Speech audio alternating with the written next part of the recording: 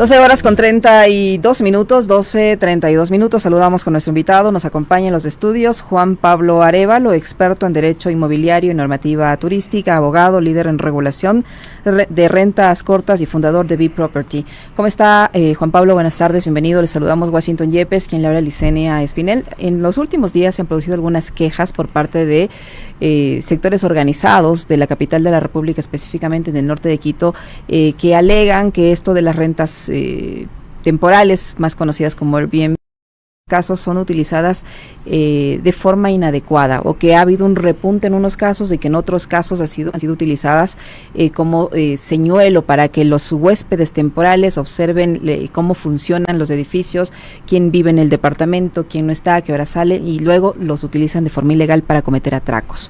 De ahí nace la necesidad de que esto se reglamente, de que esto cumpla con la norma que existe, entendemos, por el Ministerio del Turismo, pero al parecer no se está aplicando. Buenas tardes, bienvenido. Cuéntenos, por favor, usted está siguiendo el tema, ¿qué novedades encontramos allí? Licenia Washington, buenas tardes, muchas gracias por el espacio.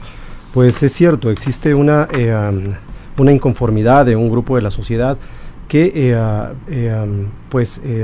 señala que ha habido un incremento del aumento de los departamentos en rentas temporales. Si bien es cierto, es un desafío que existan departamentos dedicados a la renta temporal dentro de edificios de vivienda, por supuesto, eso nadie lo discute. También es cierto que existe una normativa, un reglamento emitido desde el Ministerio de Turismo desde el 2023 que exige pues se cumplan algunos puntos para poder darle seguridad, para poder hacer que la convivencia entre este negocio, que es un negocio, las rentas temporales, y la comunidad que vive en los edificios, pues se armonice, ¿no? Porque básicamente entiendo la mayor preocupación es la seguridad. Pero unos datos importantes es, primero aclarar que la cantidad de departamentos que están en rentas temporales en Quito ha descendido desde el 2023 de un 28%. Habían 4.900 departamentos en renta temporal en todo Quito en el 2023. Actualmente hay 3.500.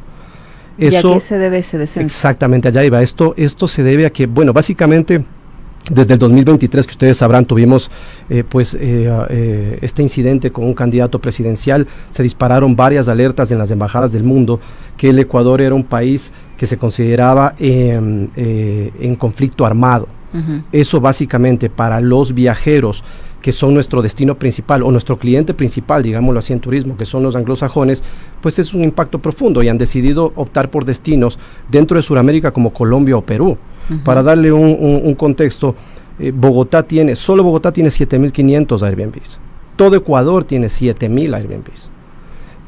Entonces el negocio ha ido en crecimiento en función de países donde estas alertas no están. Si bien es cierto, la seguridad es un tema que ha afectado a toda la región, pero claro, la promoción y publicidad que viene de distintos sectores ha hecho que esto en el exterior se vea pues con gran preocupación para el viajero, y se ve reflejado en los números. 28% de reducción desde el 2023. Eso quiere decir que cada vez hay menos personas haciendo Airbnb.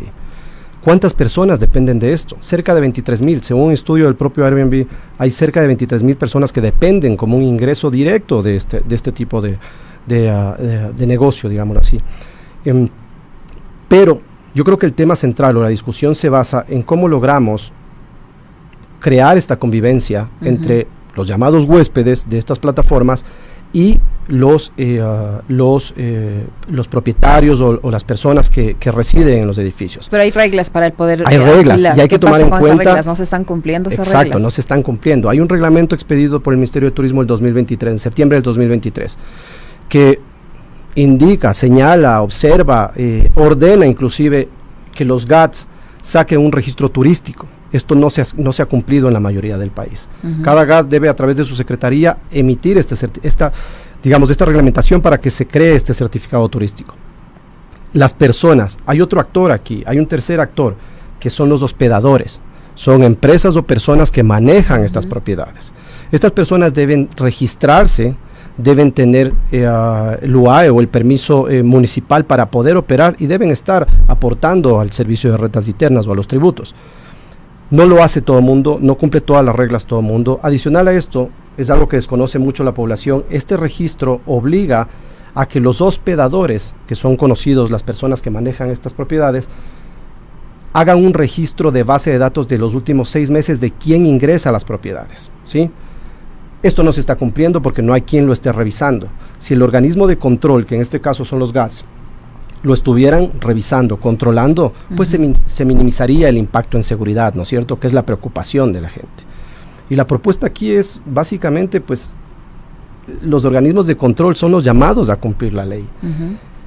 Hacerla cumplir, o sea, el que tiene que cumplir es el ciudadano y la persona que se dedica al negocio. Así es. Pero las autoridades tienen que vigilar que esas reglas se cumplen. Así es. Y esto no solo soluciona el conflicto que se crea en la comunidad, sino también aporta recursos a la ciudad. O sea, los impuestos, los tributos en sí que tiene que pagar, el hospedaje que debería pagar, que sería lo natural, y también las patentes que debe sacar bajo estos permisos que la ley indica, ¿no?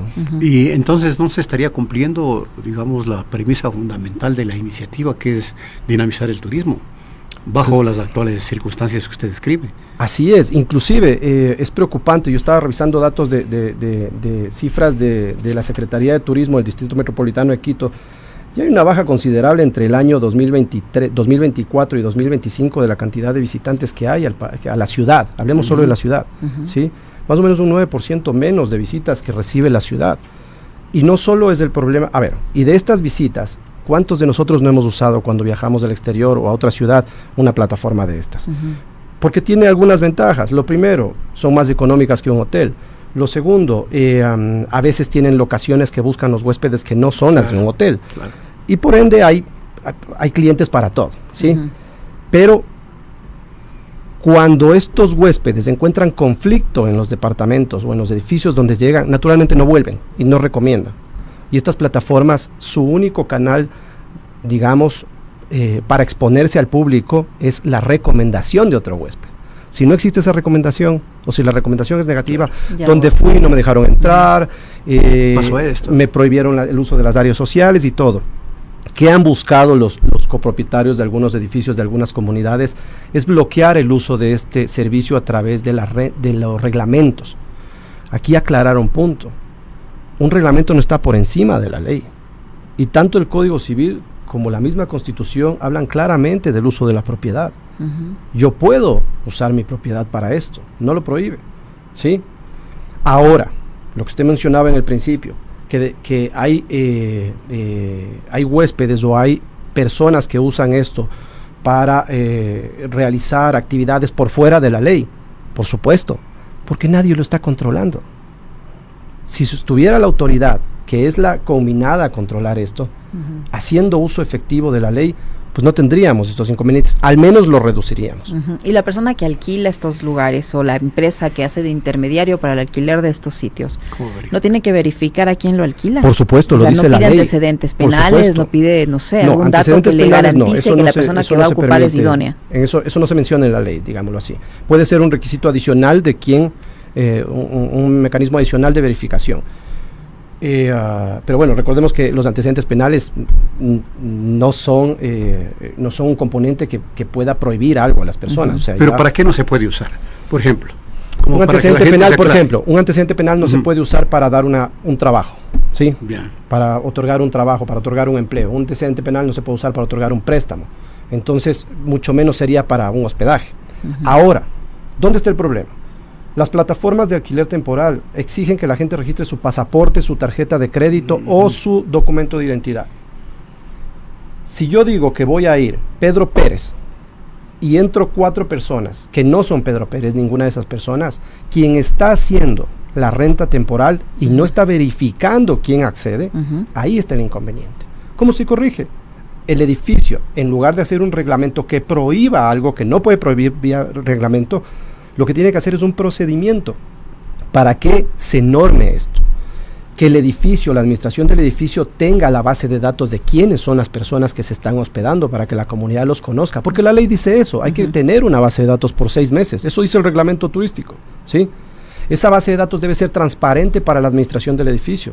O sea, la administración del edificio podría verificar que el huésped que alquiló sea el huésped que la utilice. De hecho, el caso es, cuando uno llega, no sé si ustedes han usado las plataformas de estas, cuando uno llega, hay alguien en el edificio pidiéndole la identificación para poder ingresar. Entonces se supone que el hospedador o la persona que rentó su departamento informó a la administración y a los guardias que hay que tal persona va a llegar. Si el mismo hospedador no controla eso, pone en peligro la comunidad, que sí es una realidad, ¿no es cierto? ¿Qué se puede hacer? Lo primero es crear mesas de trabajo con los organismos de control para que se aplique el reglamento y de ahí bajarlo en cascada hacia la comunidad. ¿Y cómo verifican a las actividades que eventualmente se dedican los que se hospedan? Porque de pronto eso es también una suerte de interferencia de su privacidad. No, las actividades no se puede verificar. No se puede verificar. La identidad sí. Solo la identidad. Correcto, pero una persona que se hospeda tiene que cumplir primero las reglas del edificio, segundo las reglas morales de convivencia, ¿no es cierto? O sea, ahora, si una persona después de las 10 de la noche está con el volumen, a todo volumen, pues el edificio tiene la autoridad y la potestad de ir a golpearle la puerta y sacarlo, y si no, llamar a la policía. O sea, así funciona, sea arrendatario temporal, o sea arrendatario fijo, o sea propietario. Porque los desmanes, nosotros, o sea, vivimos en comunidad. Siempre hay un vecino que se excede. Relajero, como le dicen. Así es. Entonces, cuando tenemos un vecino que se excede, ¿cuáles son los mecanismos? Converso con el vecino, me quejo con la administración. Y por último, ya tomo acciones como llamar a la autoridad. Pero si es un huésped, ¿a quién tengo que sancionar? Al hospedador, a quien está trayendo esa gente, a quien no está cumpliendo su labor, a quien no está verificando. El problema de esto es que hay mucha informalidad. Esto se está haciendo en el mundo. Y también se ha hecho regulación en ciudades como Nueva York, como Madrid, como Roma inclusive. Barcelona está ya inclusive en temas prohibitivos, los nuevos, los anteriores ya los dejó. Pero claro, es una normativa que se hace a partir de la ciudad, no de un reglamento, ¿no es cierto? Y esa normativa toma en cuenta todas las aristas, que es lo que tiene que hacer una ley. Tomar en cuenta todas las aristas de la sociedad. La ley matriz que rige este tipo de negocios es la ley del turismo. La ley de turismo. Lo que hizo el reglamento de turismo fue categorizar a los hospedajes como miembros o como partícipes de la ley de turismo, como beneficiarios de la ley de turismo, ¿sí? Entonces ya darles esa categoría, también tiene que cumplir con las responsabilidades que menciona la ley y también tiene que cumplir con las responsabilidades que menciona la comunidad. Lo importante aquí es que la ley se cumpla, que el reglamento se ejecute, que se transparente quiénes son los que están hospedando, ¿sí?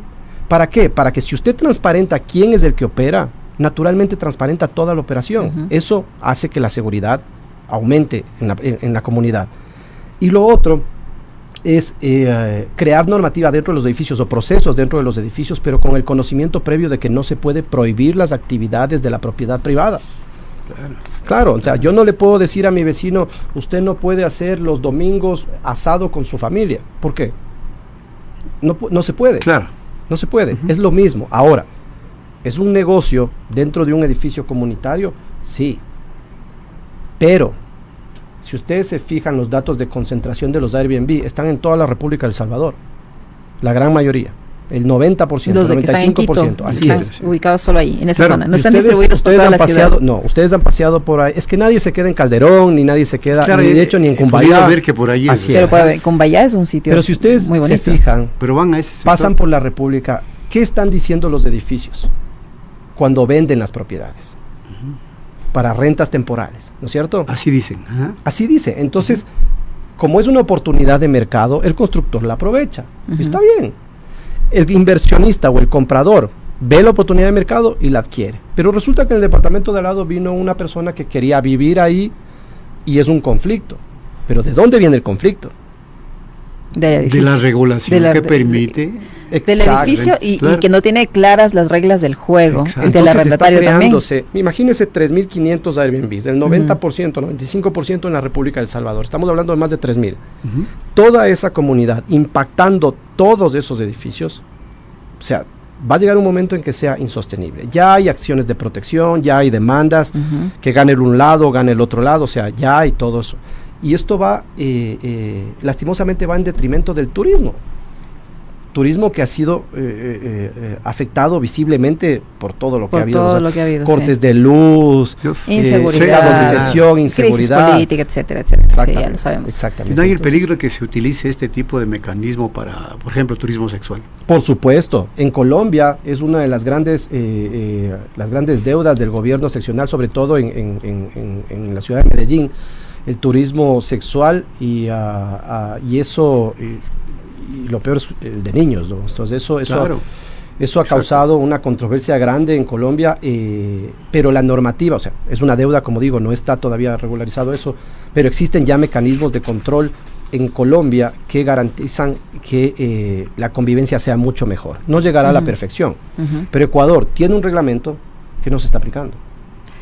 Juan Pablo, para cerrar, Correcto. ¿cuál sería la recomendación que usted les hace a quienes se dedican al negocio de la renta temporal y a los consumidores o a las personas que utilizan este servicio en Quito para evitarse estos problemas? Lo primero al promotor, digamos así, o al hospedador, es profesionalizarse, entender cómo funciona el mercado, entender cómo debe crear, esto es un negocio y por tanto debe tener procesos, debe tener sistemas, debe tener tecnología que le permita ser más eficiente en su gestión. Pero también debe tener mecanismos de control para no impactar a lo que le preocupa a la comunidad, que es la seguridad. ¿Sí? Y ya los hay, solo hay que utilizarlos, leer el reglamento y utilizarlos. Así no es que el reglamento no se esté aplicando, el mecanismo de control del GAT es el que no se está aplicando, pero aplicar el reglamento es gran parte por parte de quien presta el servicio, ¿sí? Por ejemplo, almacenar esta base de datos de huéspedes, compartir esta base con la administración.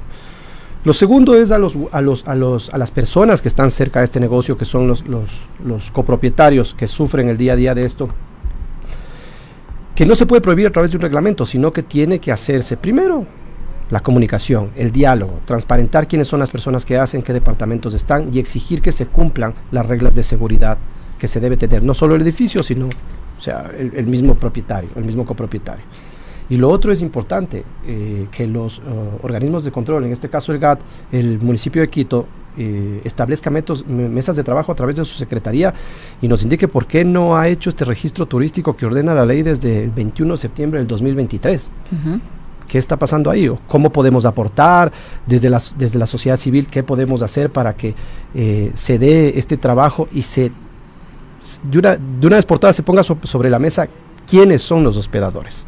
Eso naturalmente, transparente en un lado de la moneda, pues lo que hará es mejorar la seguridad.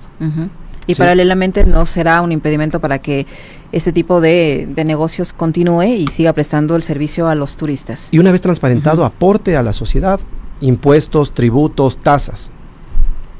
Muy bien, muchísimas gracias Juan Pablo por estar acá, por contarnos cómo está este tema que ha generado cierta controversia entre la comunidad. Usted lo ha aclarado, así es que le agradecemos por habernos visitado y hablar de este asunto con nosotros. Juan Pablo Arévalo, abogado líder en regulación de rentas cortas y fundador de B-Property, que ha estado con nosotros 12:50. Gracias Juan Pablo.